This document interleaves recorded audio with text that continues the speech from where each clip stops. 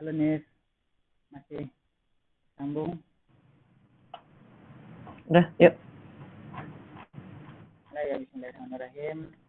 Assalamualaikum warahmatullahi wabarakatuh.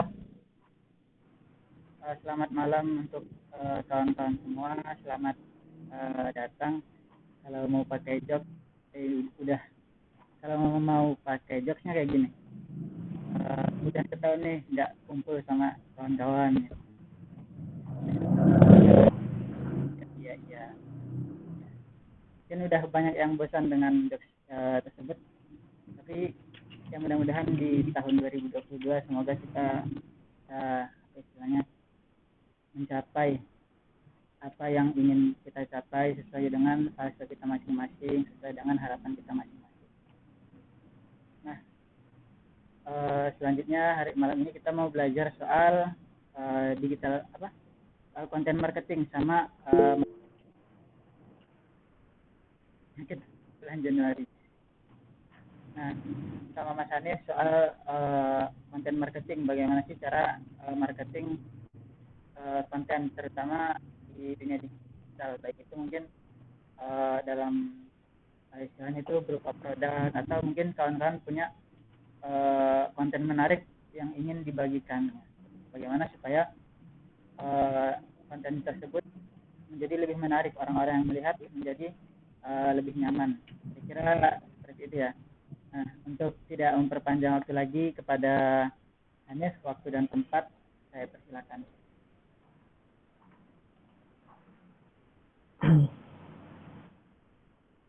Open cam nggak ya? Gak usah lah ya. Open cam nggak, Is? Gimana nih? Open cam nggak? Boleh, open cam aja. Bentar. Ada apa deh? Kelihatan ya? Oke, nah.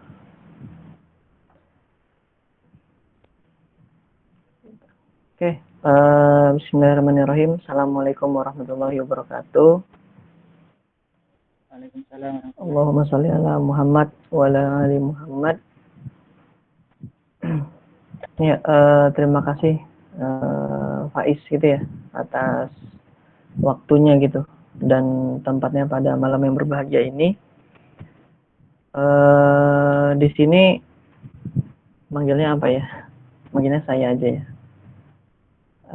Saya mau coba untuk ibaratnya sharing-sharing gitulah tentang hal yang mungkin sebenarnya itu udah umum gitu ya di kita, cuman mungkin kita banyak gak sadar tentang peng-scale up-nya gitu, atau hal yang membuat dia jadi lebih menarik gitu di dalam pengaplikasiannya gitu.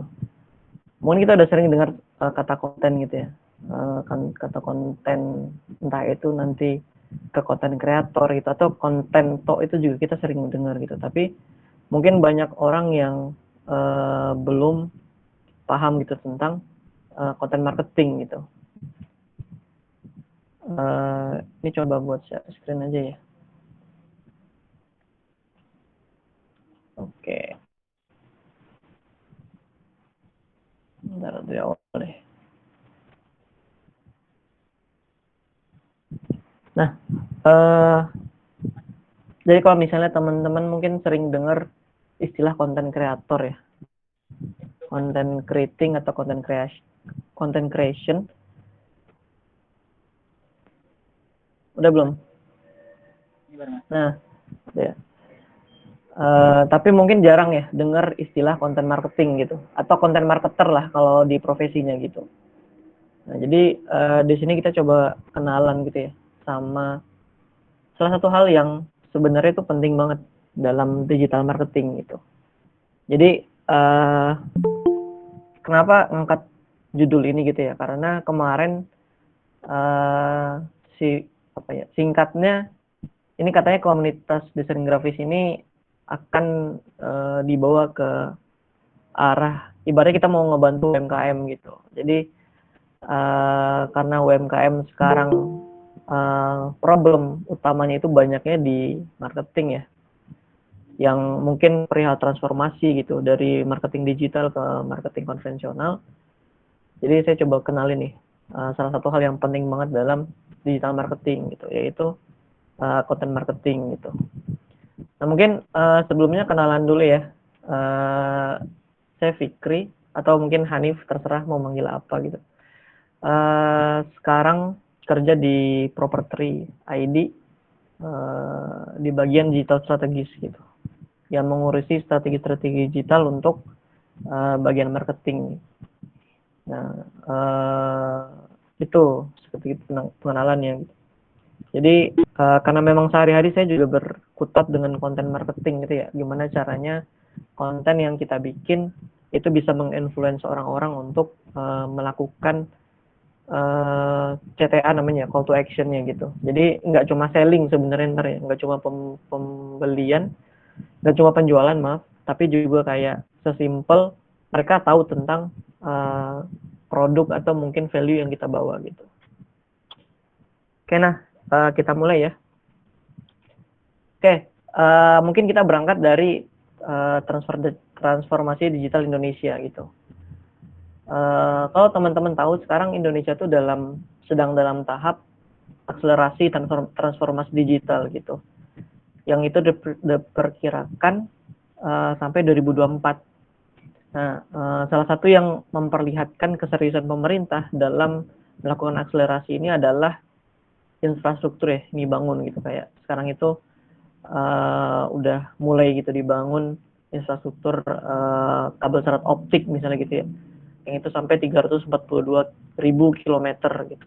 Ataupun mungkin udah sekarang tuh udah banyak transceiver station ya untuk nerima sinyal-sinyal 4G gitu, bahkan sampai 500.000 itu udah dibangun sama pemerintah gitu. Ya tujuannya tujuannya untuk mempermudah masyarakat dalam mengakses yang namanya jaringan internet gitu. Yang sekarang kita kan udah pada makainya 4G ya, nggak ada lagi yang kayak 3G, nggak ada kayaknya. Hedge pun jarang, kalau Hedge itu kan 3,5 ya. Nah jadi Hedge pun udah jarang gitu. Sekarang udah mainnya 4G gitu. Yang terbaru bahkan itu udah masuk 5G gitu. HP-HP sekarang yang terutama mungkin yang keluaran Cina ya, kayak Xiaomi sama Realme, itu salah satu fitur yang dia banggakan gitu ya ketika promosi HP itu fitur 5G-nya gitu. Jadi udah bener-bener digalakan secara massal lah gitu yang namanya jaringan 4G ini gitu. Terus juga bahkan pemerintah itu sedang mempersiapkan gimana caranya UMKM juga itu beralih ke digital gitu. Yang sampai saat ini gitu ya, itu bukan ini data 2021 ya, itu udah sampai 11 juta UMKM digital Indonesia yang ada gitu. Nah jadi 11 juta itu tuh angka yang sebenarnya sedikit kalau misalnya kita bandingkan dengan negara maju gitu ya. Tapi kalau misalnya dibandingkan dengan Indonesia sebelumnya, angka ini tuh lumayan banyak gitu. Karena Indonesia ini kalau dalam perihal teknologi memang kan dia cenderung tertinggal ya dari negara lain gitu. Makanya kalau dibandingin dengan Indonesia sebelumnya itu tuh jauh lebih berkembang dibandingkan yang dulu-dulu gitu. Terus juga nih UMKM go online. Jadi pemerintah juga punya target ya sampai 2024 itu onboarding UMKM itu untuk go digital itu sampai 30 juta UMKM gitu. Nah jadi memang seserius itu gitu, terutama UMKM karena salah satu hal yang membuat kultur Indonesia itu masih muncul ya, dan mendobrak perekonomian kita itu ya UMKM gitu. Jadi UMKM itu sangat diharapkan gitu, makanya dia benar-benar difasilitasi lah gitu dalam go digital ini gitu. Bahkan sekarang itu pemerintah sedang membuat gitu ya sebuah kampanye di fintech gitu ya, finansial teknologi, khususnya itu di bagian pendanaan gitu ya. Jadi ada satu bentuk fintech gitu ya, yang dirancang oleh OJK, yang itu diinisiasi oleh OJK gitu ya, yang dari arahannya Pak Presiden Jokowi, itu namanya SCF gitu, atau kepanjangannya itu Securities Crowdfunding. Nah SCF ini dia itu ditujukan untuk UMKM supaya mereka bisa berkembang gitu ya. Jadi ibaratnya SCF ini sebenarnya kurang lebih sama kayak apa ya? Sama kayak platform sekuritas biasa. Jadi kalau misalnya teman-teman gitu ya punya aplikasi kayak reksadana kayak Bibit atau apa Ajaib ya. Nah, itu kan kalau Ajaib sama Bibit kan itu dia untuk perusahaan-perusahaan yang itu udah IPO ya, yang sahamnya udah bisa dibeli oleh masyarakat secara luas gitu. Yang itu mereka mendanainya itu ya gila-gilaan lah gitu. Yang itu udah terdaftar di Bursa Efek Indonesia yang udah main di pasar saham gitu. Nah, SCF ini sendiri itu sebenarnya kurang lebih konsepnya sama. Dia itu juga nyebar atau jual saham ke masyarakat, tapi itu untuk perusahaan-perusahaan atau UMKM yang dia belum IPO gitu. Jadi ibaratnya pemerintah itu pengen masyarakat membantu UMKM lewat yang namanya SCF ini supaya UMKM itu dapat pendanaan, mereka bisa go digital gitu, mereka bisa berkembang dengan lebih baik lagi gitu, mereka bisa mendevelop produk-produknya gitu. Nah, jadi pemerintah tuh sekarang benar-benar serius gitu buat mendongkrak yang namanya UMKM gitu. Itu dari rencananya ya, kalau dari eksekusinya saya nggak tahu gitu. Bisa jadi benar, bisa jadi ya wallahu alam lah gitu ya. Nah, terus juga di samping UMKM ya, karena UMKM ini butuh yang namanya SDM, pemerintah tuh bikin yang namanya Digital Talent Scholarship gitu, atau DTS ya. Yang itu udah banyak lah alumnus-alumnusnya gitu, yang itu pemerintah ngasih secara gratis ke orang-orang gitu yang tertarik dengan dunia digital gitu. Khususnya itu dunia programming gitu. Kadang juga ada yang digital marketing gitu ya, kayak graphic design juga ada, terus SEO gitu. Cuman yang paling banyak itu memang programming di developer gitu. Ya kayak back end, front end-nya gitu, dan lain sebagainya gitu. Jadi pemerintah itu nggak cuma dari segi bisnisnya, tapi dari segi SDM-nya juga sangat mendukung gitu, yang namanya transformasi digital. Nah, belum lagi kita bicara yang namanya media sosial gitu ya. Jadi kalau misalnya kita ngelihat sekarang, media sosial itu dia adalah tempat kita belajar, tempat kita curhat gitu, tempat orang-orang berdakwah, tempat orang pamer, tempat orang keluarin unek-unek sampai itu mengkritik pemerintah gitu. Semua hal itu bisa dilakuin di yang namanya media sosial gitu. Dan memang sekarang ini sangat sangat apa ya, sangat digandrungi oleh masyarakat gitu, baik dari yang muda sampai yang tua gitu. Bahkan kalau misalnya per Juni 2021 itu ya, dari aplikasi yang di-download secara umum itu 5 yang paling tinggi itu adalah sosial media gitu. TikTok itu yang pertama tuh, Facebook, Instagram, WhatsApp, Messenger gitu. Nah, bahkan di semua platform gitu ya, baik App Store maupun Play Store, itu TikTok itu jadi yang pertama gitu. Ini per Juni 2021 ya. Mungkin bisa jadi datanya berubah untuk saat ini. Tapi dari sini kita bisa ngelihat gitu sebenarnya sosial media itu jadi hal yang paling banyak dibicarakan saat ini gitu. Terus juga Facebook gitu. Bahkan di overall downloads-nya gitu ya. Facebook, Instagram, WhatsApp, Messenger. 4-nya itu punya Meta Group gitu. Jadi ya wajar kalau misalnya Meta mau bikin metaverse itu wajar karena memang ya mereka sangat populer lah gitu. Jadi ya mungkin bisa aja suatu saat nanti Meta beli TikTok gitu, bahkan Meta beli Google gitu. Tapi kita nggak tahu kedepannya gimana gitu. Nah, jadi gitu. Kalau dari segi Indonesia sedang ada akselerasi, dari segi dunia itu yang namanya sosial media gitu atau dunia digital atau dunia maya itu sangat banyak diomongin oleh orang-orang di luar sana. Nah, sekarang kalau misalnya kita bicara gitu ya, kita udah tahu nih akselerasi transformasi digital gitu. Ya yang paling gampang di UMKM itu adalah digital marketing gitu. Karena problem di UMKM kan sebenarnya bukan masalah produk ya. Dia bukan di masalah gimana caranya dia membuat, misalnya ada UMKM yang jualan donat gitu. Bukan gimana caranya membuat donat ini tuh jadi enak gitu. Bukan gimana caranya nambahin topping di donatnya. Bukan cara gimana cara donat ini tuh tampilannya lebih bagus lagi gitu. Problem UMKM itu bukan itu, tapi problem UMKM gitu ya, yang bisa dibantu oleh digital itu adalah digital marketing gitu. Kenapa nggak di bidang programming? Karena jarang UMKM di Indonesia ya, itu yang pakai website gitu ya. Base-nya itu di website. Beda kalau misalnya di luar negeri itu mereka sangat memanfaatkan website sebagai toko online-nya gitu. Jadi mereka nggak banyak yang apa ya, ibaratnya itu kayak e-commerce gitu ya.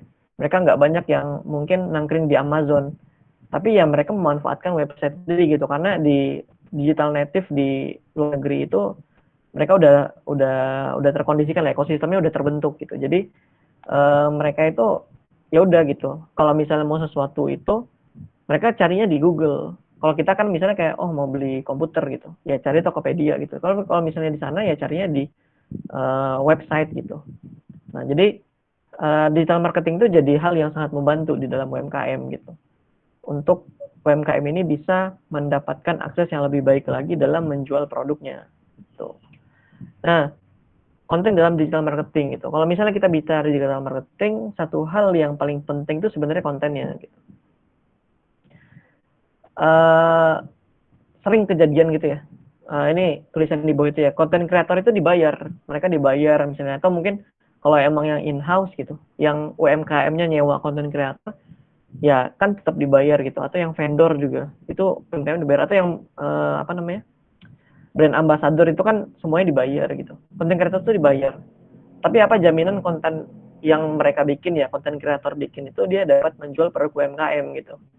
Karena banyak kejadian yang nggak memuaskan gitu ya di kalangan UMKM ketika mereka udah ngiklanin produknya, ketika mereka udah bayar mahal-mahal buat bayar BA gitu ya, brand ambassador, ternyata yang terjadi adalah produknya itu nggak ningkat secara selling gitu. Produknya itu tidak menjangkau masyarakat luas gitu. Dulu saya pernah ketemu ya di TikTok atau Instagram gitu. Jadi ada salah satu UMKM kalau nggak salah produknya parfum. Nah mungkin teman-teman di sini ada yang tahu Keanu ya, Keanu yang agak melehoy gitulah.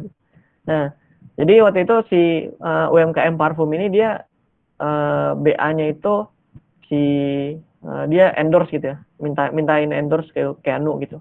Dia udah bayar segala macem, Keanu bikin konten dong ke apa namanya ke sama produknya ini gitu. Terus ketika bikin konten udah dibikin, udah di-post gitu. Terus udah biasanya kan kalau endorse tuh di story ya. Nah, kalau di feed itu lebih mahal lagi soalnya. Jadi udah di story, terus udah tuh udah tayang, udah habis segala macem. Ternyata produk itu tidak terjual secara signifikan gitu. Padahal kalau teman-teman tahu bayar BA itu lumayan mahal, apalagi kalau misalnya yang dia udah jadi influencer ya. Kalau masih micro influencer gitu ya, yang followernya itu masih di bawah 50.000, itu mungkin masih bisa murah gitu. Ya mungkin sekitar di bawah 1 juta lah gitu. Tapi kalau misalnya yang udah sampai 100k gitu ya, itu tuh biasanya udah mahal gitu. Bahkan ada yang sampai puluhan juta gitu. Kalau teman-teman tahu Siska Call ya, itu bayar endorse-nya itu sampai kalau nggak salah 60 juta gitu. Kan mahal ya. Nah itu pasti kesel gitu kalau misalnya ternyata setelah kita endorse gitu, tapi kita nggak dikasih jaminan gitu. Kalau misalnya apa gitu, kita nggak di, kita nggak dikasih jaminan. Kira-kira apa yang membuat ketika kita bayar dia produk atau mungkin apa yang ingin kita tuju itu tercapai gitu. Nah di situ pentingnya digital content marketing gitu, karena content marketing itu nanti punya yang namanya matrix yang bikin kita tuh bisa memberikan jaminan, atau kita sebagai content creator gitu misalnya, kita bisa memberikan jaminan kepada customer gitu ya, supaya nanti ini produknya itu benar-benar terjamin meningkatkan misalnya selling dia gitu, atau kita gitu ya sebagai UMKM gitu, atau sebagai orang yang nyewa influencer itu bisa mendapatkan jaminan gitu ketika kita endorse dia gitu.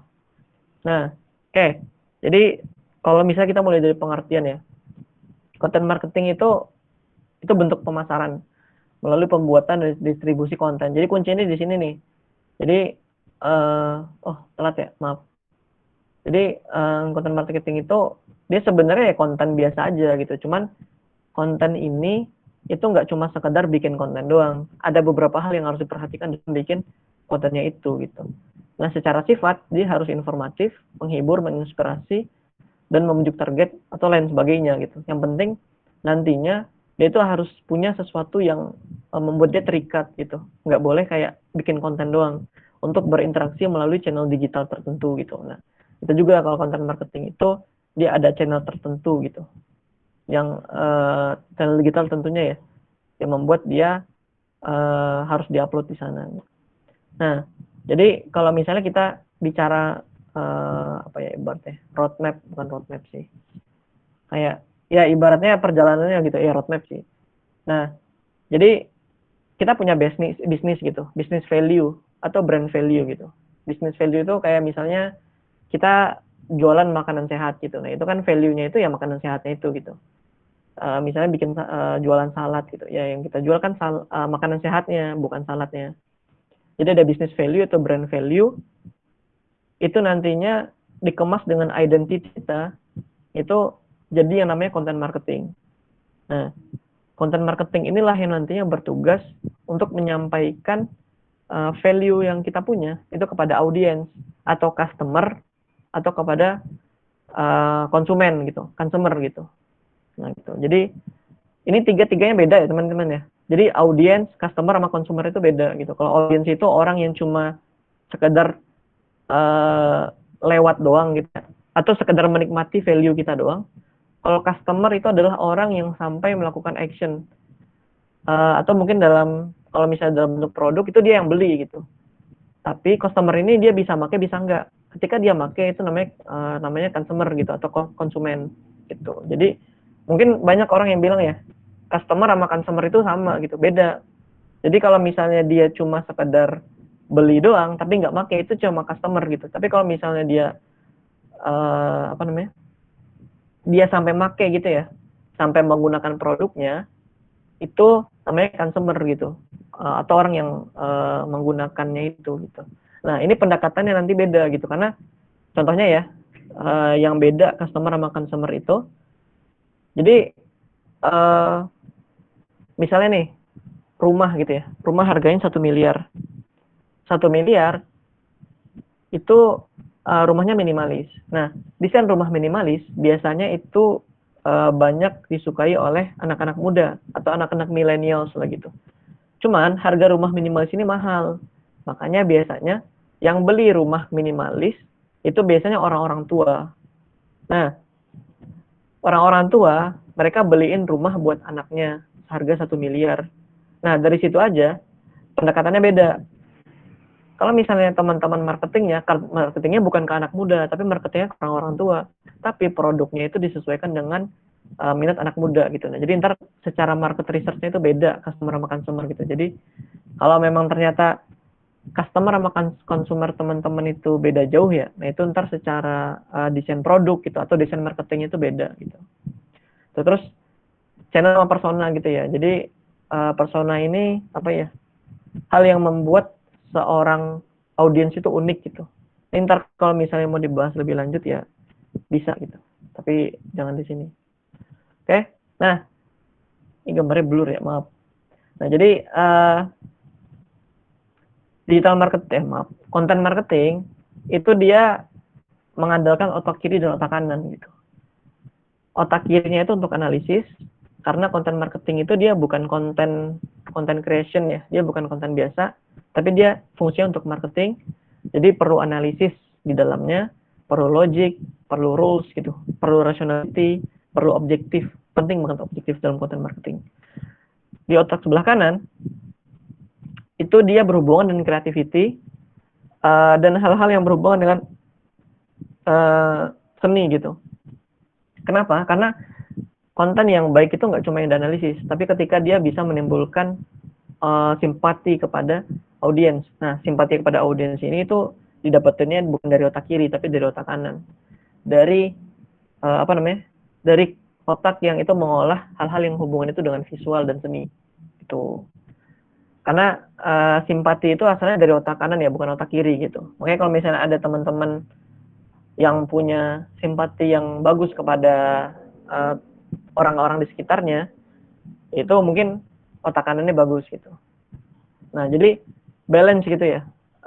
Ada porsi otak kiri, ada porsi otak kanan gitu. Tinggal kita itu nanti mau memaksimalkan di mana gitu. Tapi nggak boleh benar-benar lepas gitu. Jadi kalau misalnya kita di konten marketing pengen fokus di analitiknya, ya boleh gitu. Tapi yang namanya seninya, kreativitinya itu nggak boleh benar-benar ditinggalin gitu. Nah, kalau teman-teman itu kuat di keduanya, maksudnya balance gitu ya, balance di otak kiri dan otak kanan. Nah, masuk ke dunia digital marketing itu sebenarnya jadi hal yang menarik lah buat teman-teman gitu, dan peluangnya juga lumayan gede di masa depan. Nah, terus kenapa konten marketing itu penting ya buat kita? Yang pertama adalah biar kita itu bikin konten lebih terarah gitu, bukan suka-suka doang. Jadi ntar di konten marketing ada yang namanya objektif. Dari objektif itu nanti bakal muncul tuh hal-hal yang menjadi rules dalam kita membuat konten. Terus untuk mengukur kualitas konten, jadi mungkin kalau misalnya selama ini kita bikin konten tapi nggak tahu ini bagus apa enggak gitu. Jangan-jangan yang bagus itu cuma topiknya, jangan-jangan yang bagus cuma desainnya, jangan-jangan yang bagus cuma copywritingnya gitu. Nah itu nanti harusnya bisa terukur gitu dengan hal-hal yang menjadi matriks di konten marketing gitu. Kalau misalnya teman-teman sebagai konten kreator gitu ya, itu mungkin nggak terlalu masalah, nggak perlu mikirin kualitas kontennya gimana, yang penting teman-teman berkarya aja gitu. Cuman karena dalam konten marketing kita punya tanggungan ya untuk bisa menjangkau atau mungkin bisa meningkatkan value dari sebuah bisnis atau produk, ya teman-teman mau nggak mau harus memperhatikan kualitas konten gitu. Jadi ibaratnya kayak gini, kayak misalnya taruhlah influencer itu misalnya Hawaryun ya, Hawaryun ya udah tuh dia bikin konten aja, nggak perlu tuh dia mikirin gimana matriksnya gitu, gimana add to cart-nya gitu, gimana call to action-nya segala macem gitu, nggak penting gitu. Ya udah dia berkarya aja, dia apa yang dia pikirin dia berkarya. Beda kalau misalnya sosial media spesialis di Bukalapak, dia harus mikirin ini kualitas kontennya ntar diterima nggak sama masyarakat gitu. Ini nanti bikin orang lari nggak ya? Ini bisa bikin orang berhenti nggak ya ketika nge-scroll gitu. Nah jadi kualitas konten itu dari sana gitu. Ntar kalau misalnya kita ngukur pakai pakai matrix di konten marketing ya, itu tuh kita jadi tahu sebenarnya nggak semua hal yang bagus menurut kita tuh bagus di mata masyarakat, di mata audiens kita gitu. Jadi itu semacam kayak ngebuang ego kita dalam berkarya gitu. Kan kita sering ya punya yang namanya ego dalam berkarya gitu, kayak desain gitu. Kita bagus nih, menurut kita bagus banget nih. Tapi ketika misalnya diluncurin sebagai produk marketing, ternyata nggak selaku itu gitu. Dibandingin mungkin hal yang menurut kita biasa-biasa aja gitu. Nah, jadi kualitas konten tuh jangan diukur dari kitanya, tapi ketika dia diluncurkan ke masyarakat gitu. Terus untuk tracking pengaruh konten terhadap objektif marketing dalam bisnis gitu. Jadi kalau misalnya kita bikin sosial media gitu ya, dalam bisnis itu pasti ada objektifnya.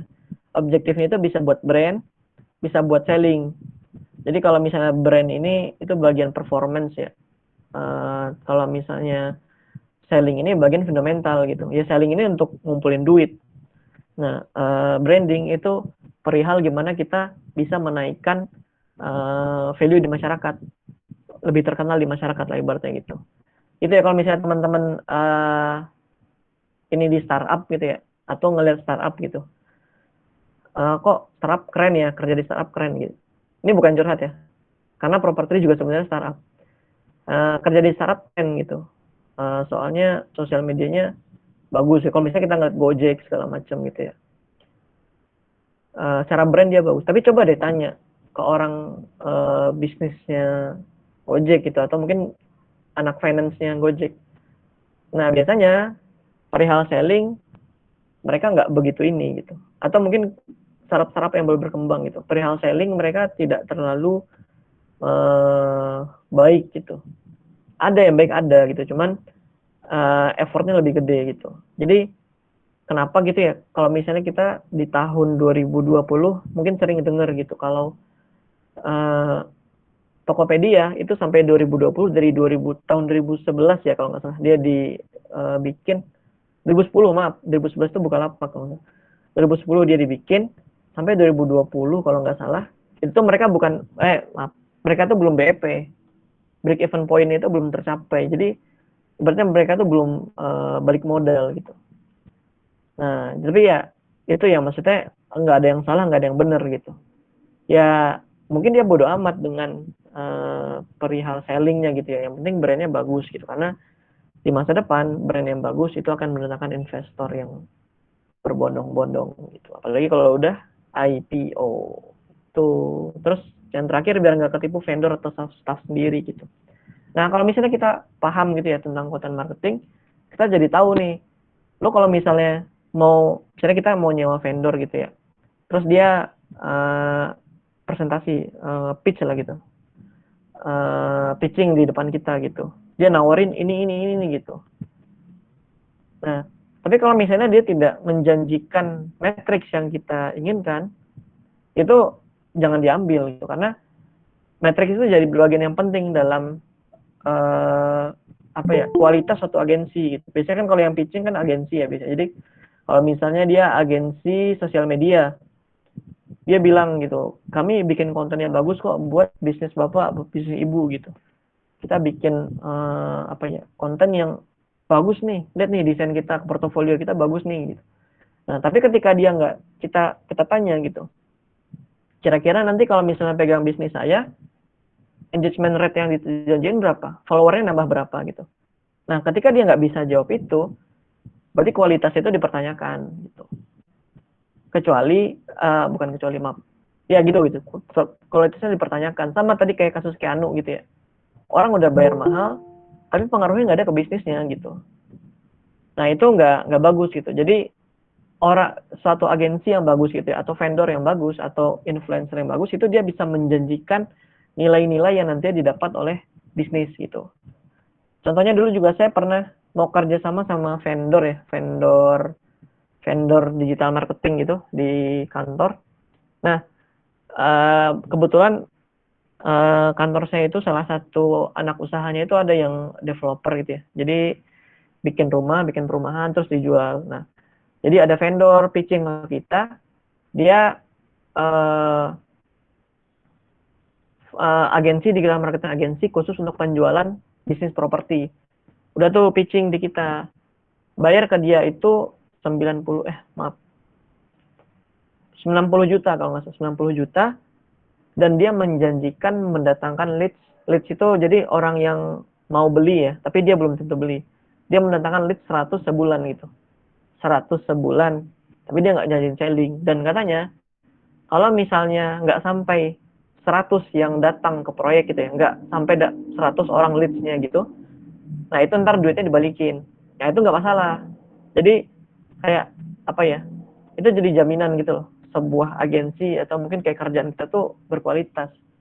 Jadi kalau misalnya kalau misalnya target yang kita tentuin itu nggak tercapai, nah itu nanti duitnya dibalikin gitu. Nah itu kalau misalnya teman-teman udah bisa sampai tahap itu, berarti kualitas teman-teman udah bagus gitu. Apalagi tadi ya 90 juta, paling keuntungan buat dia 30 juta. 60 jutanya itu buat bayar-bayar proses digital marketingnya gitu, buat biaya iklan, buat biaya staff-staffnya gitu, dan segala macem gitu.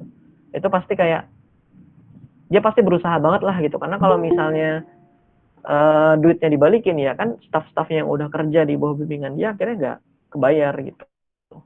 Nah jadi penting gitu teman-teman tahu gitu, apa yang jadi matriks dari content marketing, supaya nantinya teman-teman tuh nggak ketipu sama vendor dan staff sendiri juga gitu. Jadi kalau misalnya di dunia kerja, kita ini prinsipnya ya, kalau misalnya di dunia kerja, sebaik apapun orangnya,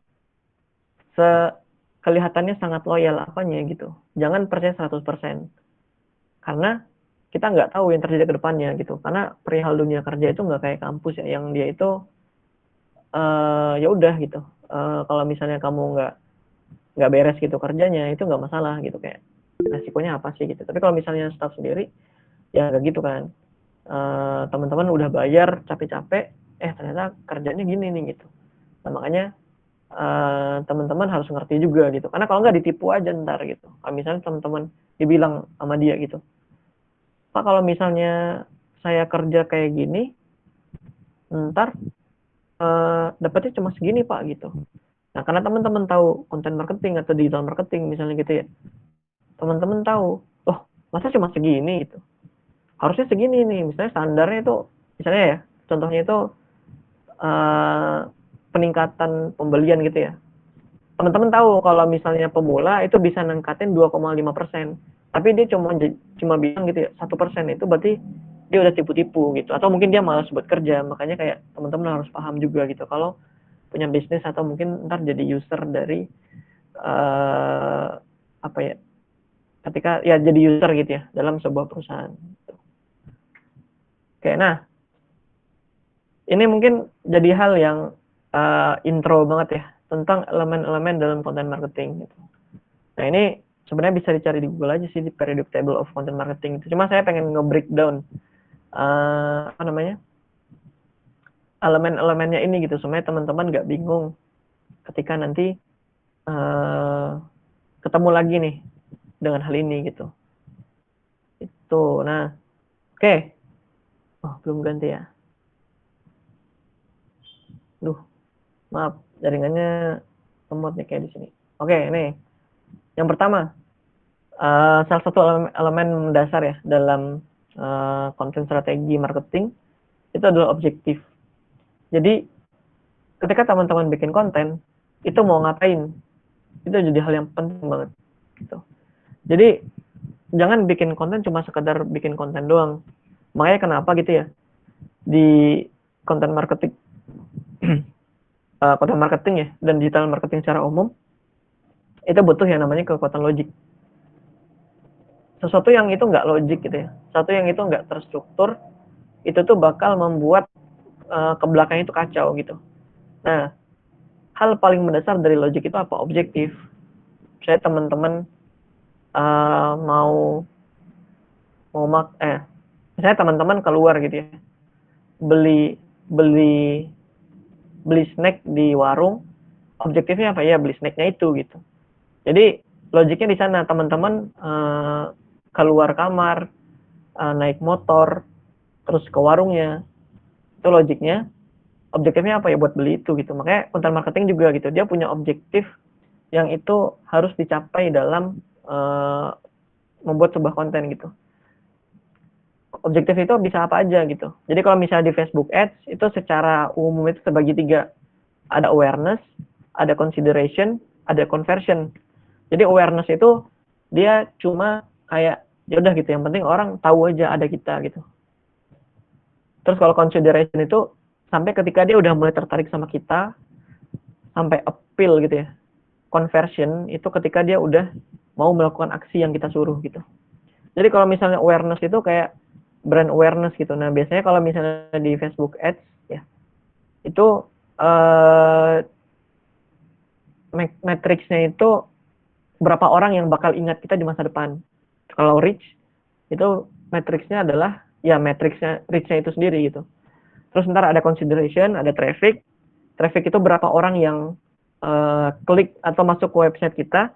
Terus engagement itu berapa persen konten kita itu interaksinya gitu. Jadi bisa engagement itu kumpulan dari likes, comment, share sama save. Terus sama satu lagi tuh biasanya kalau misalnya di video itu video views. Terus app installs, berapa apps kita yang diinstalls oleh orang yang melihat konten kita. Video views, berapa orang yang nonton video kita. Lead generation, berapa leads yang itu akhirnya tercapai gitu, yang tergenerate gitu dari konten kita. Sampai satu message gitu. Jadi berapa orang yang itu nge-DM kita ibaratnya gitu. Terus conversion itu ada catalog sales sama store traffic. Conversion, catalog sales sama store traffic. Nah, kalau di Google Ads itu dia secara umum ada 7 ya gitu. Tapi teman-teman bisa milih satu lagi nih yang custom. Jadi itu tuh nggak pakai namanya objektif. Jadi ada sales Sales itu berapa produk yang bisa kita jual. Terus leads, berapa orang yang itu nantinya bakal jadi orang yang tertarik dengan produk kita. Website traffic ke website, produk and brand consideration. Jadi seberapa terconsider gitu produk dan brand kita di mata audiens, brand awareness and reach, sama app promotion, sama satu lagi local store visit and promotion gitu. Nah, jadi kenapa saya tampilin objektif dari Facebook Ads sama Google Ads gitu ya? Karena digital marketing itu secara platform itu terbaginya tuh dua, search engine sama sosial media. Sosial media paling gede itu Facebook. Meta ya, Facebook kan dulu namanya Facebook Group. Meta itu ada Facebook sama Instagram kalau di sosial medianya. Kalau media komunikasi itu ada WhatsApp sama Messenger. Memang ada LinkedIn, ada TikTok gitu, ada Twitter. Tapi kan yang ini ya, maksudnya yang terbesarnya itu biasa dipegang sama Facebook Group gitu. Nah, search engine itu ada Google, benar, ada Google, ada Bing, ada Asus.com, ada Yahoo. Cuman kan Google itu jadi yang paling gede gitu, karena uniknya gini, Google itu megang dua search engine, ada Google Search ya, satu lagi itu YouTube. Jadi YouTube itu dikategorikan juga sebagai search engine gitu, makanya ada SEO for YouTube, search engine optimization for YouTube gitu. Jadi kenapa Facebook sama Google Ads? Soalnya ini yang terbesar gitu, dan ini mewakili dua platform tadi ya, sosial media sama search engine gitu. Terus ya objektif ya. Jadi pastiin gitu, ketika teman-teman bikin yang namanya content marketing itu punya objektif. Entah itu traffic, entah leads, entah branding, entah sales, entah search, entah berapa orang members, entah berapa shares kontennya gitu, atau berapa engagement yang mau kita generate gitu. Tuh, oke. Lanjut terus matrix, cepat aja ya. Biar sampai 9:30 aja. Nah, matrix, jadi ketika teman-teman punya objektif, itu harus diukur sama yang namanya matrix. Jadi, matrix ini ibaratnya hal yang benar-benar menggambarkan objektif teman-teman secara angka. Jadi, matrix ini sifatnya harus angka. Kalau objektif itu nggak harus angka. Dia bisa, ibaratnya bisa deskripsi, kata-kata deskripsi aja gitu. Cuman, kalau matrix itu harus kata. Nah, ini ya, kalau misalnya di sini, itu ada sosial, search, email, website, content, demand, lead generation, money, sama happiness gitu. Nah, kalau misalnya di sosial di sini ya, itu follower count, jumlah followernya, likes-nya, comment, shares gitu. Itu tuh matrix semuanya gitu. Jadi dalam satu objektif tuh biasanya ada beberapa matrix gitu. Ya contohnya kita pengen misalnya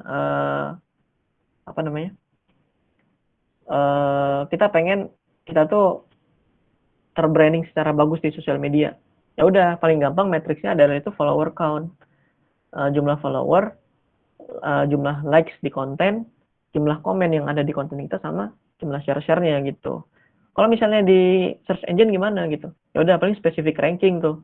Specific ranking itu ranking yang nantinya muncul di search engine gitu ya, ketika orang itu mencari keyword tertentu gitu. Terus paid search equivalent-nya sama CTR, click through rate-nya gitu, dan segala macam gitu. Jadi matrix itu hubungannya sama angka-angka gitu. Jadi kalau misalnya teman-teman menjual jasa atau skill teman-teman gitu ya di hadapan klien gitu atau customer, nah itu yang teman-teman sodorin itu matrix. Misalnya dari portofolionya itu bukan, misalnya ya bikin portofolio apa misalnya ya, misalnya portofolio SEO gitu misalnya. Nah, portofolio SEO itu bukan misalnya portofolionya pernah mengoptimisasi blog di website bla bla bla gitu, bukan itu gitu, tapi berapa traffic yang akhirnya datang karena SEO yang teman-teman bikin di website atau blog yang teman-teman olah gitu. Itu portofolio yang bagus dan bisa dipertanggungjawabkan gitu. Terus segala macam gitu, banyak nanti sebenarnya matrix ini gitu. Itu jadi kayak harus ibaratnya ditentuin gitu objektifnya apa, terus objektif tuh ntar nurunin yang namanya matrix gitu. Terus platform. Belum ganti ya? Bentar ya. Nih platform. Jadi content marketing itu butuh yang namanya platform. Platform itu bisa apa aja gitu. Jadi platform itu nggak cuma Instagram ya. Mungkin kalau misalnya teman-teman ya paling lakunya memang Instagram sih kalau untuk bisnis, sama e-commerce satu lagi. Tapi sebenarnya dia tidak hanya itu gitu. Platform itu tempat itu nggak cuma itu. Dia ada website, ada blog, ada offline media gitu ya, kayak surat kabar, koran, TV segala macem gitu. Terus ada microsite ini landing page gitu. Ntar beda sama website. Twitter, Facebook, LinkedIn, Pinterest, Instagram, YouTube, Vimeo, Google+, forums, Tumblr, Reddit, dan lain sebagainya gitu. Mungkin di sini belum ada TikTok ya, tapi TikTok tuh jadi platform yang cukup laku juga sekarang untuk berbisnis.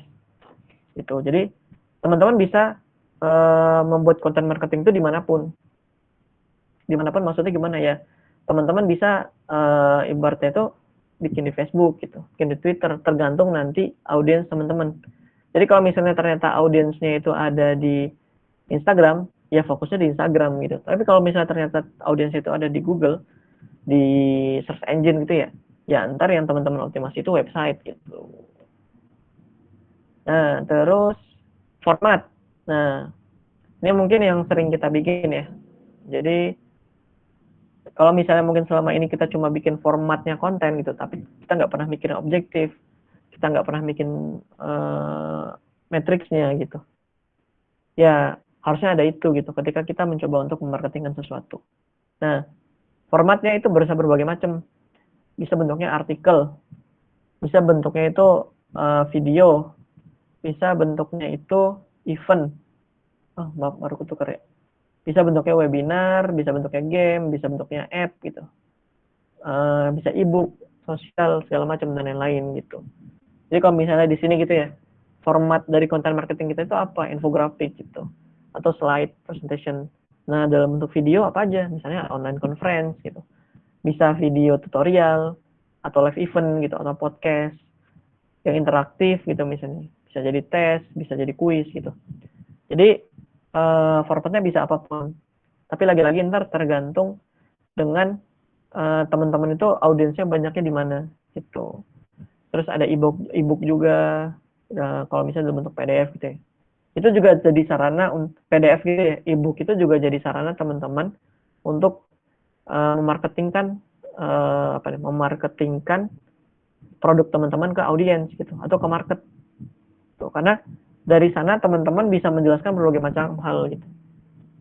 Ntar itu ada level-levelnya. Jadi kalau misalnya dia udah cuma kayak nge-like doang, itu levelnya itu berapa gitu. Ntar kalau misalnya dia udah sampai ngedownload ebook misalnya, kalau teman-teman punya ebook gitu ya, itu lebih tinggi lagi levelnya tuh gitu. Karena nge-like postingan itu effortnya jauh lebih rendah daripada ngedownload ebook gitu. Ngedownload ebook itu kan effort ya. Apalagi kalau misalnya ebooknya itu lebih dari 5 MB, 5 megabyte gitu. Nah itu tuh kayak bakal jadi effort banget. Jadi kalau misalnya ada orang yang ngedownload ebook 5 megabyte, berarti dia tertarik banget tuh dengan produk yang ada gitu, atau gimmick marketing yang diberikan. Terus kalau misalnya dalam bentuk teks juga ada gitu, ada blog, copywriting, content writing segala macam gitu. Jadi formatnya bisa banyak. Terus content type, tipe-tipe dari konten. Nah, secara umum itu ada 6. Ada yang bentuknya entertainment, bisa bentuknya inspiration, bisa bentuknya edukasi, bisa bentuknya conversation, bisa bentuknya connection, bisa bentuknya itu yang promotion gitu. Jadi kalau misalnya teman-teman bikin konten marketing gitu ya, tipenya itu ya bisa berbagai hal gitu. Jadi nggak melulu misalnya gitu tentang promotion gitu, nggak melulu tentang misalnya entertainment gitu, tapi mungkin juga ada edukasi dan segala macam. Nah kalau misalnya di konten kreator ya, kalau misalnya teman-teman bukan konten marketer, sebenarnya cukup 2 aja, entertainment sama education doang. Yang 4 ini nggak perlu gitu, karena entertainment sama education tuh jadi konten yang biasanya tuh paling engage gitu sama audiens. Entertainment tuh lucu biasanya, education tuh yang bisa membuat orang nambah ilmunya gitu, kayak entertainment tuh kayak meme gitu. Nah kalau education itu kayak Misalnya 10 life hack untuk anak Jakarta yang baru ngerantau ke Bandung misalnya kayak gitu. Nah, itu kan biasanya orang banyak butuh. Itu content type. Terus, ini contoh sih sebenarnya. Kelihatan nggak? Belum. Oh, sini deh. Bentar ya, lagi loading. Aduh. Oke, habis content type itu ada trigger, tapi nunggu loading dulu ya. Nah, ada trigger. Jadi, nih, trigger. Jadi, trigger itu hal yang membuat seseorang itu dia mau berinteraksi dengan konten teman-teman. Jadi, konten teman-teman itu ibaratnya nggak boleh dibikin flat doang, karena kita mau menarik orang untuk mungkin ya membeli produk kita gitu, atau nge-like postingan kita, itu nggak boleh biasa-biasa aja gitu, harus ada triggernya, misalnya kayak funny gitu, tadi kayak meme misalnya gitu. Atau satu yang seksi gitu ya. Seksi itu nggak cuma ke arah seksual gitu ya, tapi seksi itu satu hal yang membuat orang itu kayak wow gitu, kayak misalnya binomo tuh. Nah, untuk orang-orang yang nggak tahu, binomo itu seksi karena dia bisa dapetin uang berapa juta rupiah gitu dengan cara yang sangat mudah gitu.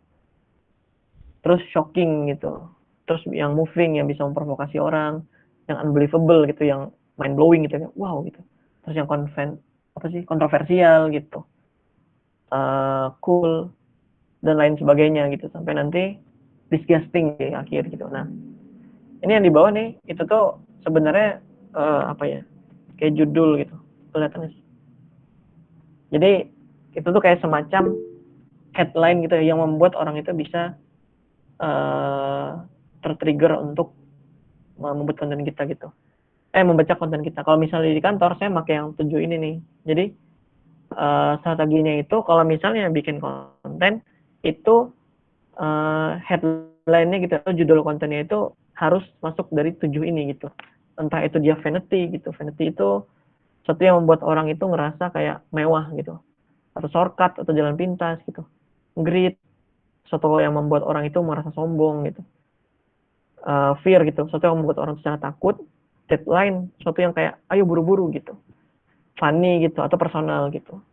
Nah, karena yang namanya konten itu dia tadi ya, dia itu ada otak kanannya. Otak kanan itu berhubungan dengan creativity. Creativity itu berhubungan sama yang namanya simpati terhadap perasaan manusia. Jadi kalau misalnya dia itu nggak masuk, ini kan semua itu emosi ya. Kayak vanity itu gimana caranya kita ngerasa mewah, itu kan emosi gitu. Shortcut juga kayak kita pengen lah gitu, cara yang cara jalan pintas gitu dalam melakukan sesuatu gitu. Makanya triggernya itu harus dalam bentuk emosional gitu. Nggak boleh dalam bentuk yang harus orang mikir gitu. Itu terus harus ada triggernya gitu dalam membuat konten marketing. Sama checklist. Jadi checklist itu dia ada search queries gitu. Dia sudah memenuhi queries itu sudah memenuhi belum untuk search, terus optimization gitu. Terus copy adding gitu. Terus formatting sampai ntar segala macam gitu, supaya nanti konten yang teman-teman bikin itu udah sepertinya udah memenuhi syarat-syarat yang membuat dia itu bagus gitu, atau berkualitas di dalam ketika kita coba untuk lempar itu ke audiens itu. Nah, kalau misalnya kita bicara dalam segi bisnis ya, kalau misalnya dalam segi bisnis content marketing itu diperlukan banget gitu. Kalau memang kita mau scale up bisnis yang dari awalnya kecil-kecilan sampai nanti gede gitu. Cuman kalau misalnya nggak mau ya nggak terlalu penting gitu. Tapi siapa sih orang gitu yang kalau misalnya dia punya bisnis atau dia berada dalam satu lingkungan bisnis yang nggak mau nge-scale up bisnisnya gitu. Jadi ya kalau misalnya mau, coba deh untuk teman-teman gitu ya, ketika misalnya memarketingkan sesuatu, kontennya itu benar-benar di track secara konten marketing gitu. Karena kalau misalnya teman-teman gitu ya, kayak udah bikin konten aja gitu, yang penting ada. Nah itu tuh ntar teman-teman tidak memanfaatkan yang namanya keuntungan digital gitu. Jadi yang membedakan digital marketing dengan marketing konvensional adalah digital marketing itu dia bisa di-track. Kayak misalnya ya, kita masang iklan di Facebook sama iklan di baliho. Kalau kita masang iklan di Facebook, kita tahu berapa orang yang ngelihat, kita tahu berapa orang yang tertarik sama iklan kita. Jadi kita tahu ini iklan bagus gitu. Tapi kalau misalnya kita masang di baliho, kita kan nggak bisa ngitung berapa orang yang tertarik sama iklan kita gitu. Iklan atau mungkin desain yang kita bikin di baliho gitu. Makanya kalau misalnya kita bikin konten doang gitu, tapi kita nggak ngerti yang namanya analitiknya gitu, nggak ngerti yang namanya tracking di dalam konten marketing, ya itu kita kayak sayang aja gitu, boros gitu.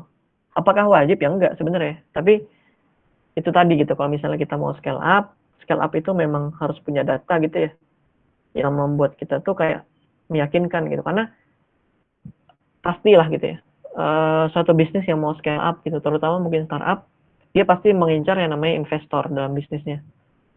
Nah, investor itu bisa diyakinin dengan data. Datanya bisa apa aja? Bisa data keuangan perusahaan atau keuangan bisnis gitu.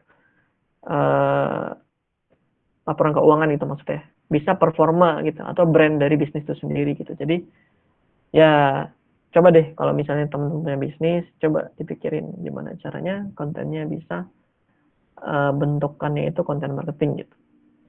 Gitu. Oke, thank you. Untuk ini ada yang mau tanyain? Ya, sekali ya Bang. Super. Sangat apa ya?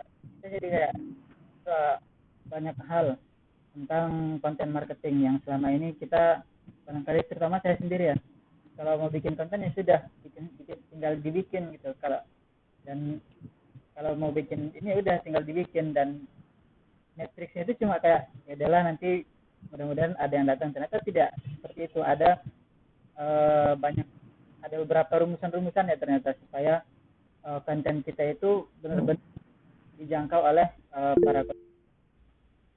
Nah, jadi yang dibahas sama Hanif ini kan masih kayak introduction-nya ya nih, dan benar-benar kayak masih ngelihat buku itu, masih ngelihat daftar isi.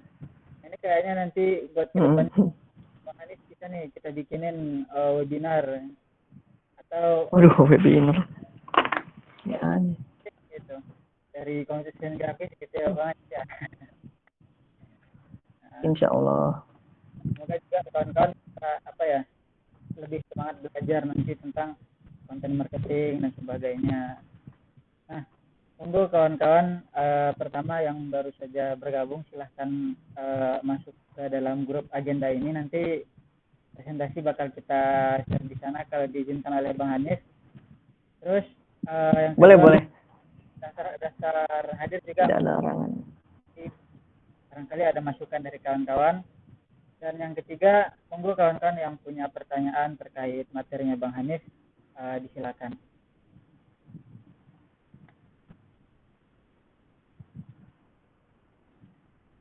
Ini dari Mas Bang Inakri, monggo Bang perkenalan dulu namanya, asalnya dari mana, terus pertanyaannya apa?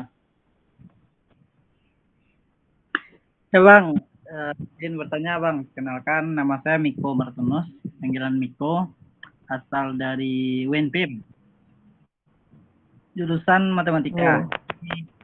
Lihat materi Bang luar biasa kan, ingin bertanya gitu Bang. Bang, kan kita digital marketing itu kan orang ada CEO dan SDM. Kalau CEO kan kita secara teknik nih kan, CM kan itu seperti yang Bang bilang tadi pakai Google Ads atau Facebook Ads. Itu gimana kita memulai eksperimen pertama kali gitu Bang, agar kayak gimana ya? Kayak kita kasih tahu sama klien kita, aku bisa loh kayak gini, bikin ini gitu. Jadi kayak mana ya? Kayak gitulah gitu Bang. Terus pernah juga itu berapa kira-kira kita taruh jasa kita, misalkan gimana cara ngitung jasa kita gitu Bang. Sedangkan kalau marketing itu kan waktu kita yang dihabiskan gitu Bang. Nggak, kalau produk nggak nampak produknya gitu. Kalau kayak desain kan kita bikin desainnya kan nampak produknya, dan itu kan sering orang bikinnya berdasarkan waktu yang dihabiskan karena idenya sulit gitu Bang. Kalau marketing ini gimana caranya Bang? Makasih Bang. Oke. Ya, langsung dijawab aja, ya. Tadi Bang Miko ya. Oke, Iya Bang. kalau tadi dari ini ya, intinya itu yang pertama gimana cara kita mulai, terus yang kedua gimana cara kita ngitung jasa kita gitu ya. Nah, gimana kita mulai? Kalau misalnya ini anggapannya kita jadi freelance gitu ya.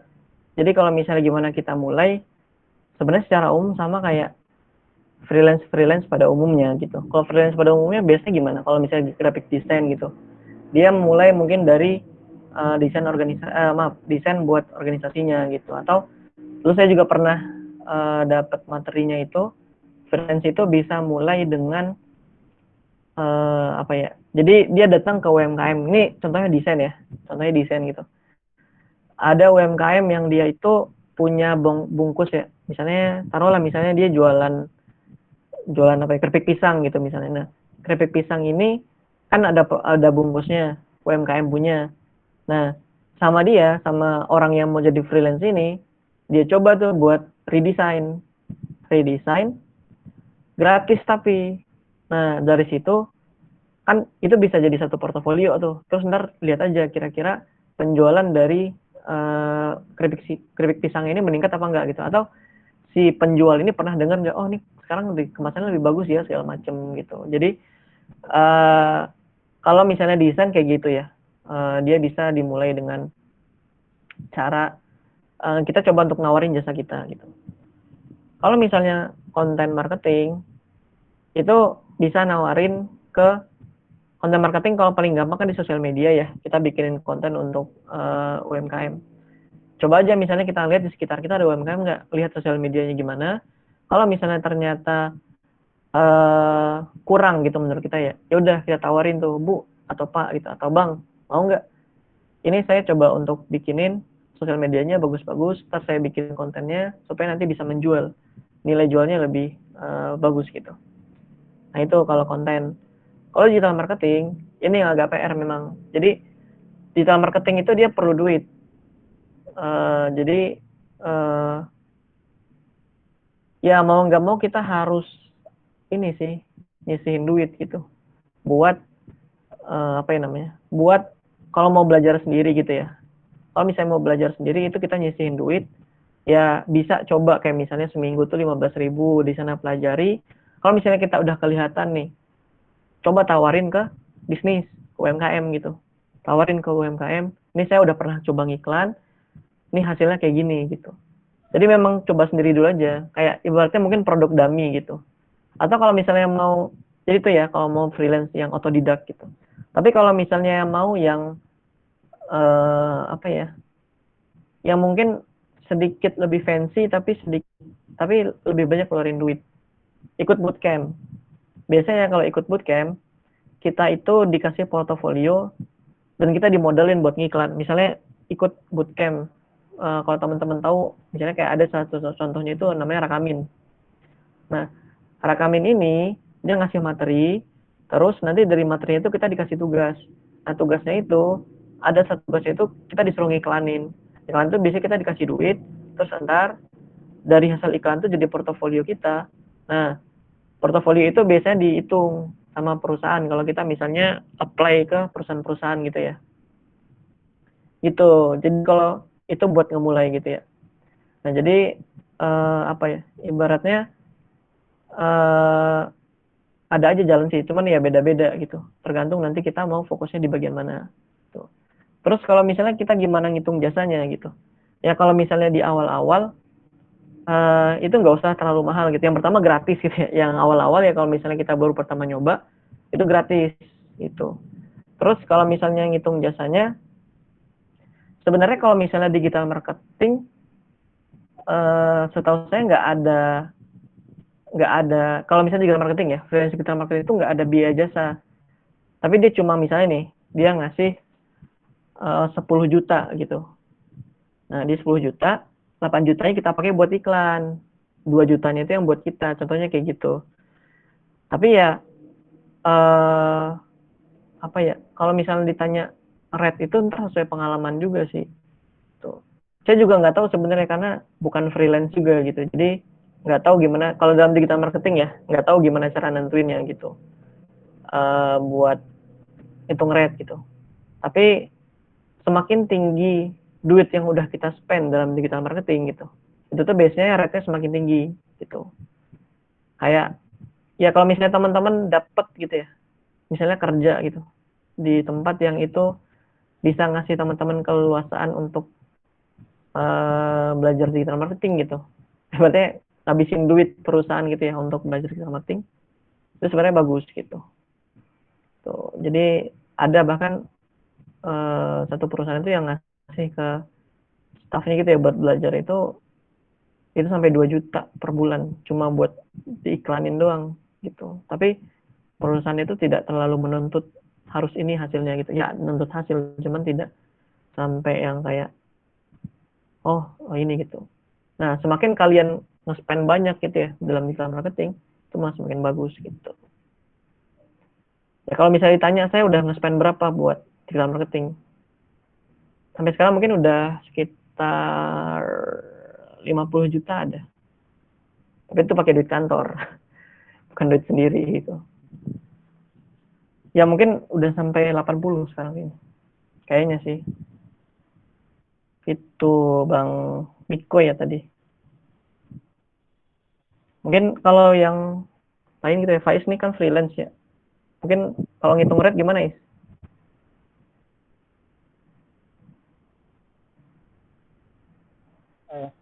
Aku ya nih, udah jelas nih. Hmm. Untung-untungan lihat ininya dari kalau misal teman-teman dan kita tahu mereka baru mulai gitu. Ini udah kasih harga 50.000 gitu kalau dia minta satu, kan lebih ke apa namanya, bukan digital marketing tapi lebih ke desain grafis. Yang satu ya minta 50.000, minta semacam yang lebih besar tak minta 100.000. Terus kalau 500.000 mereka mau gitu loh. Kalau buat hitung rate itu lihat aja customer itu siapa dan kamu mau buat ngomongin ekspektasi customer. Nah gitu. Oh ya mungkin ini sih, kalau ini mungkin bukan ngitung ini ya, rating harga gitu ya. Cuman kalau misalnya biasanya kalau misalnya agensi digital marketing itu nawarinnya itu sesuai dengan bisnis. Kayak misalnya ya, bisnisnya itu apa? Bisnis nasi padang misalnya, nasi bungkus gitu nih. Nasi bungkus. Nah, ada UMKM yang dia bikin nasi bungkus, terus pengen di digital marketingin. Nah, biasanya itu ngambilnya itu dari rata-rata, kira-kira dalam seminggu gitu ya, itu tuh dia bisa ngejual berapa gitu. Nah, terus lihat ada nggak kasus serupa. Misalnya kalau misalnya kita belum pernah pengalaman, lihat kasus serupa ada nggak UMKM yang ada nggak digital marketing agensi lain yang itu punya pengalaman dalam mengiklankan secara digital nasi bungkus gitu. Jadi ya kita nggak bisa, kalau misalnya kita nggak punya pengalaman, kita nggak bisa nebak.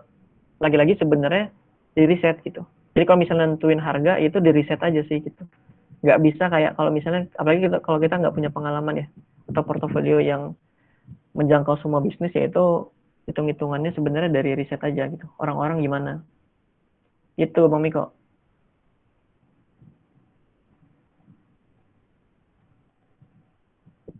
Baik Bang. Terima kasih banyak Bang. Oke. Semangat Bang Miko. Ya Bang. Terima kasih Bang. Terima kasih Bang Faiz. Terima kasih banyak ya, sama Bang Faiz atas pertanyaannya. Ini ada pertanyaan lagi dari Aulia Hafiz. Monggo Bang Hafiz ditanyakan secara langsung. Kenalan asalnya dari mana? Terus Putus ya. Oke. Halo, Assalamualaikum warahmatullahi wabarakatuh semuanya. Waalaikumsalam. Kenalkan, saya pendatang baru. Hafiz dari Bandung. Mau nanya sini Bang. Ini keren sih materi malam ini, daging Oke. semua. Kayak menarik kalau misalnya kita bahas lebih lanjut sih. Nah, terkait dengan materi malam ini Bang, kan tadi kita bahas konten marketing kayak gitu ya. Nah, tadi ada beberapa hal yang kayak misalnya apa ya, objektifnya gitu ya. Jadi kayak brand awareness, kemudian sales dan seterusnya kayak gitu. Nah, yang jadi pertanyaan saya adalah sejauh apa ya kita tahu kalau misalnya konten kita nih yang sebatas konten udah bisa nih untuk di-convert menjadi sales kayak gitu. Jadi kondisi yang kayak gimana atau ukuran apa ya yang bisa kita jadikan patokan untuk bisa kita tahu nih udah waktunya nih untuk convertnya jadi sales kayak gitu. Gitu sih Bang. Mungkin Oh, oke, I see. Thank you Bang. Oke. Jadi ya mungkin apa namanya? Awalnya cuma edukasi gitu ya. Tapi kapan nih Ya. waktunya kita harus berubah jadi sales gitu. Oke. Nah, saya nggak bisa bilang ini ya, nggak bisa mengeneralisir gitu. Jadi tiap bisnis itu beda. Bahkan ada satu, kalau misalnya di kantor gitu ya, kan kalau kantor itu punya beberapa bisnis. Ada bisnis fintech, ada bisnis rumah, properti gitu ya, jual rumah, ada bisnis F&B juga, ada bisnis apa ya berarti apa sih penjualan lagi tuh, itulah pokoknya. Terus ada bisnis brand juga gitu. Nah, tiap itu tuh beda-beda. Kalau bisnis properti, kita nggak perlu edukasi orang, udah langsung jual aja gitu. Karena apalagi itu yang perusahaan-perusahaan kecil ya gitu. Jadi ada yang dari awal itu dia udah langsung ngejual gitu, dia nggak mikirin edukasinya. Ya udah dia langsung jualan aja gitu. Dan biasanya itu dia nggak main organik doang. Kan konten itu ada dua ya. Digital marketing itu ada dua, ada organik sama paid gitu. Dia langsung main paid, kita jor-joran, sebulan bisa 10 juta, dia nggak perlu edukasi. Cuman kalau untuk kita nggak punya duit gitu ya, kita nggak punya duit, kapan kita harus sales gitu. Bentar. Ya, jadi sebenarnya bisa paralel gitu. Jadi kita bisa mengedukasi orang sembari itu kita jualan gitu. Tapi kalau misalnya kita merasa ini takut mengganggu nih, takut ibaratnya jadi risih nih kalau orang jualan, ya pakai aja batas, kalau follower Instagram ya, pakai batas dari kapan akun itu bisa naruh link di story-nya. Itu 10.000. Jadi kalau misalnya takut gitu ya, takut sales itu mencemari brand atau sosial media kita, biasanya saya nargetnya 10.000. Jadi kalau udah 10.000, itu kita udah bisa mulai ngeluarin, maksudnya berarti kayak produk kita tuh dijual secara apa ya, secara lebih masif gitu daripada yang sebelumnya gitu. Karena biasanya kalau di angka 10.000 itu udah mulai kebentuk tuh komunitasnya. Jadi yang namanya loyal customer gitu, atau orang-orang yang kalau misalnya kita ngeluarin produk dia pasti beli, itu tuh di angka 10.000 gitu. Jadi biasanya kalau di ukuran follower ya, kalau di ukuran follower 10.000. Kalau engagement sosial media akun itu mungkin sekitar 2,5 kayaknya gitu. Gitu Bang Hafif ya. Terjawab nggak sih? Oke Bang. Berarti kalau misalnya masih di bawah 10.000, baiknya berarti kita terus edukasi dulu aja Bang, lebih dominannya kali ya. Ya, dominannya edukasi gitu. Apalagi kalau misalnya produk kita adalah produk yang sulit untuk dimengerti orang. Gitu. Oke. Oke, sip. Thank you, Bang. Gitu, Bang Hafif. Thank you. Oke, terima kasih atas pertanyaannya dari Asis dan jawaban yang sangat bagus dari Hanif. Barangkali beberapa waktu lagi barangkali ada pertanyaan dari kawan-kawan yang lain. Mau dong, Is? Oh iya, Ton, silakan. Oke. Suhu Nah, ini beneran nanya. Jabar Oh, iya. Digital Camp. Ini mau manggil abang seumuran. Aduh. Iya. Aduh. Ini nih mau nanya ini sih. Apa? Bisa nggak sih konten yang tujuannya itu untuk nge-branding sesuatu gitu? Ya intinya tujuannya supaya orang itu tahu gitu tentang produk kita, produk atau jasa, tapi belum sampai ke arah menjual gitu. Itu bisa disamain nggak sama konten untuk marketing gitu? Maksudnya bisa setara nggak sih antara bikin konten untuk, kalau marketing kan mungkin lebih ke ya sama sebenarnya ya, sama-sama untuk nge-branding juga, cuman yang ini tuh belum sampai ke jual gitu. Jadi kayak misalkan ada orang dia tuh sebenarnya mau jual jus gitu, tapi kontennya tuh belum sampai ke ini loh jusnya gitu, belum sampai ke situ gitu. Jadi kayak masih apa ya, cuman nge-branding, intinya tuh nanti kayak nge-teaser gitu loh. Nah, itu bisa disamain nggak? Maksudnya kayak nangkap nggak pertanyaanku?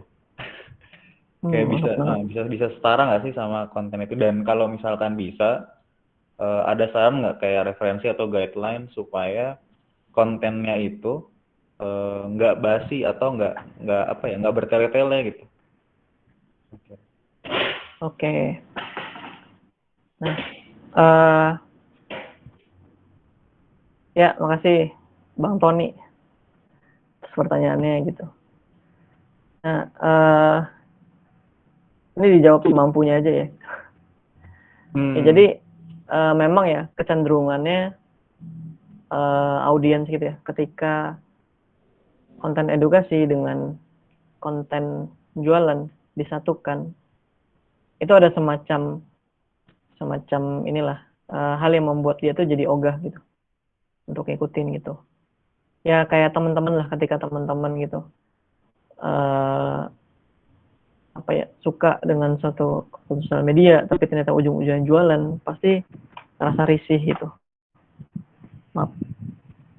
Gitu. Jadi tapi apakah bisa gitu? Sebenarnya ada beberapa trik kalau misalnya nggak mau mencemari gitu akunnya.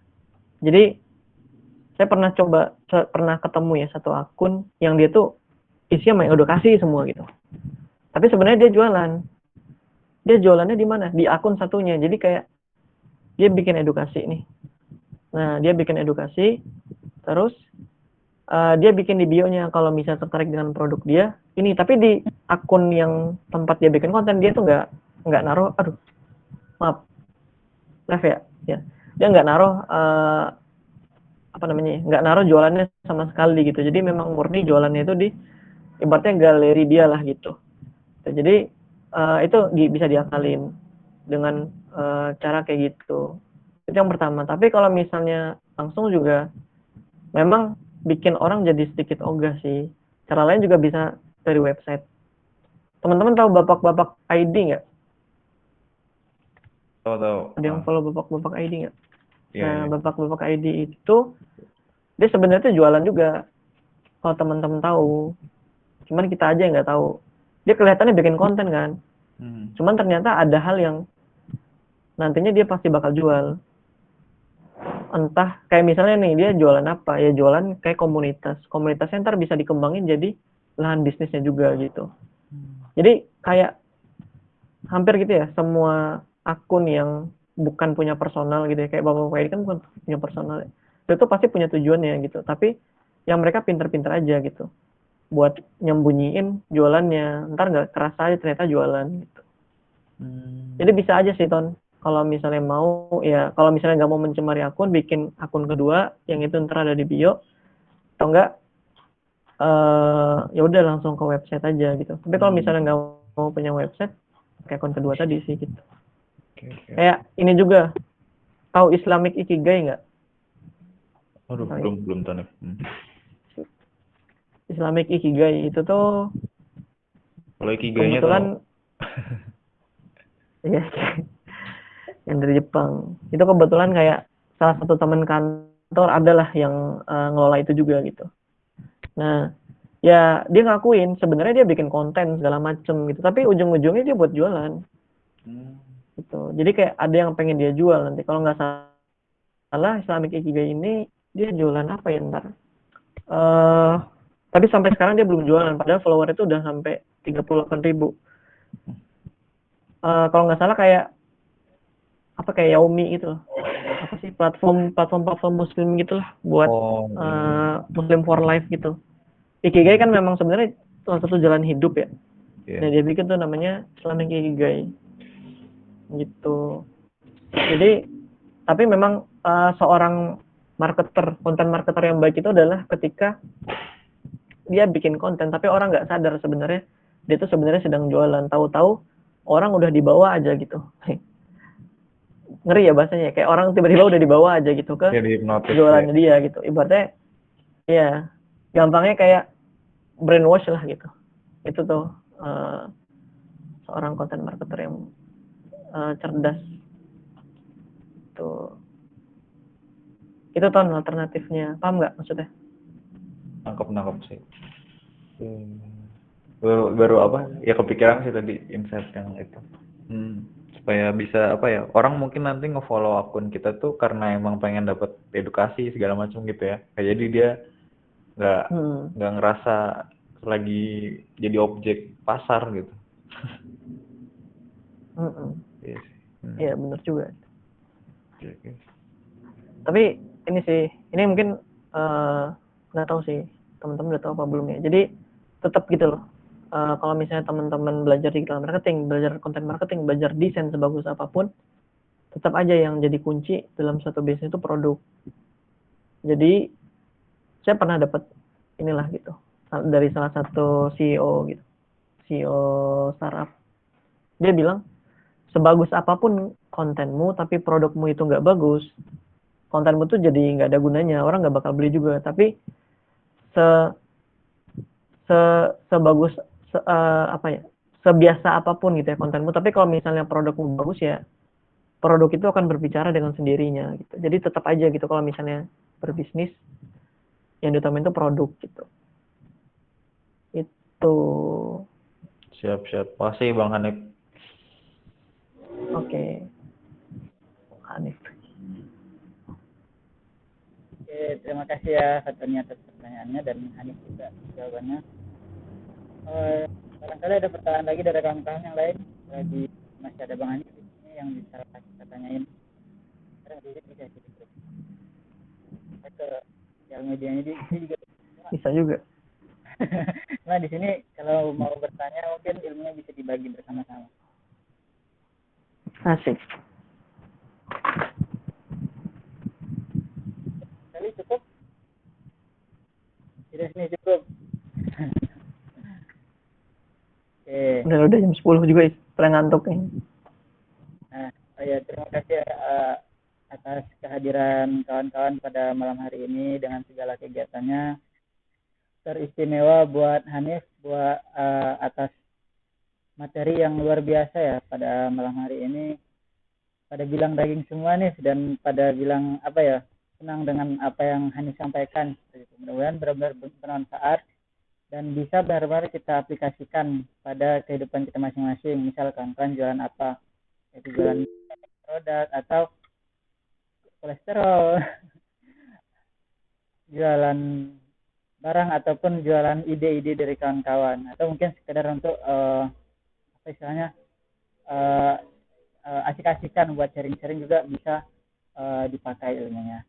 Nah, barangkali sekian dulu, terima kasih banyak kawan atas kehadirannya. Monggo kalau yang belum masuk ke dalam grup, klik linknya selagi masih nyala Dan yang belum mengisi daftar hadir silakan isi daftar hadirnya.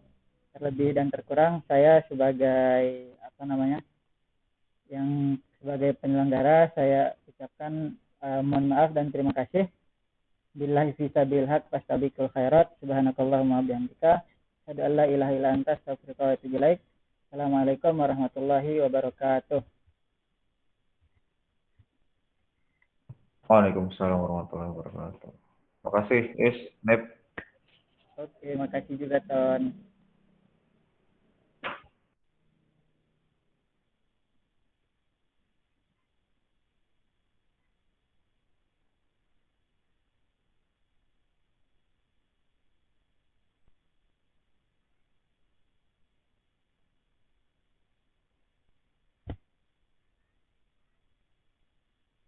Halo Miko, masih di sana nggak?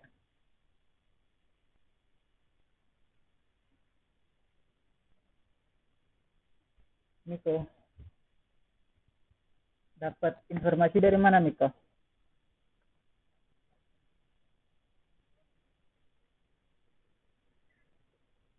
Hmm.